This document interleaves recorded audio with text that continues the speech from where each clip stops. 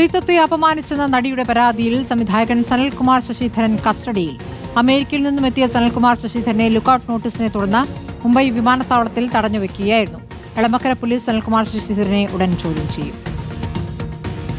സ്ത്രീത്വത്തെ അപമാനിച്ചുവെന്ന നടിയുടെ പരാതിയിൽ കഴിഞ്ഞ ജനുവരിയിലാണ് സനൽകുമാർ ശശിധരനെതിരെ എളമക്കര പോലീസ് കേസെടുത്തത്.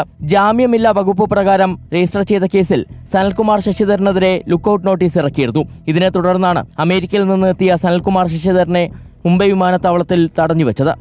ഇത് ശരിക്കും പറഞ്ഞാൽ എല്ലാം പിടിക്കാൻ വേണ്ടി അവിടുന്ന് ഫ്ലൈറ്റ് ടിക്കറ്റ് എടുത്ത് എളമക്കര പോലീസിൽ നിന്ന് വരണമെന്ന് പറഞ്ഞാൽ എത്ര വലിയ കുറ്റവാളിയായിരിക്കും. അവർ പറയുന്നതനുസരിച്ച് വളരെ പ്ലിൻസി ആയിട്ടുള്ള ഒരു കേസാണ്, സ്റ്റോക്കിംഗ് കേസ് എന്നാണ് പറയുന്നത്. അതിന് ഇത്ര വലിയ ഒരു ബിൽഡപ്പ് ഒക്കെ കൊടുക്കേണ്ട ഒരു കാര്യമില്ല. ഫ്ലൈറ്റ് ടിക്കറ്റ് എടുത്തിട്ട് അവിടുന്ന് ആള് വന്ന് എന്നെ കൊണ്ടുപോകാൻ വേണ്ടിയൊന്നും കൊലക്കുറ്റമൊന്നും ചെയ്തില്ലല്ലോ ഞാൻ. സനൽകുമാർ ശശിധരനെ എളമക്കര പോലീസ് സംഘം ഉടൻ കസ്റ്റഡിയിലെടുത്ത് ചോദ്യം ചെയ്യും. അദ്ദേഹത്തിനെതിരെ പുറപ്പെടുവിച്ചിട്ടുള്ള ലുക്കൌട്ട് സർക്കുലറിന്റെ അടിസ്ഥാനത്തിലാണ് അദ്ദേഹത്തിനെ മുംബൈ എയർപോർട്ടിൽ തടഞ്ഞു വെച്ചത്.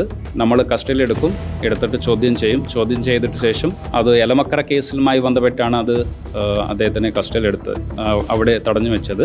ബാക്കി നമ്മൾ നടപടി അതിനനുസരിച്ച് എടുക്കും. ഇതേ നടിയുടെ പരാതിയിൽ 2022 സനൽകുമാർ ശശിധരനെതിരെ എളമക്കര പോലീസ് കേസെടുത്തിരുന്നതാണ്. അന്ന് അറസ്റ്റിലായതിനു പിന്നാലെ കോടതി ജാമ്യം അനുവദിച്ചിരുന്നു. ആദ്യ കേസിന് പിന്നാലെ നിരന്തരമായി പിന്തുടർന്ന് ശല്യപ്പെടുത്തുകയും സമൂഹ മാധ്യമങ്ങളിലൂടെ അപമാനിക്കുകയും ചെയ്തുവെന്നായിരുന്നു നടിയുടെ രണ്ടാമത്തെ പരാതി. റിപ്പോർട്ടർ, കൊച്ചി.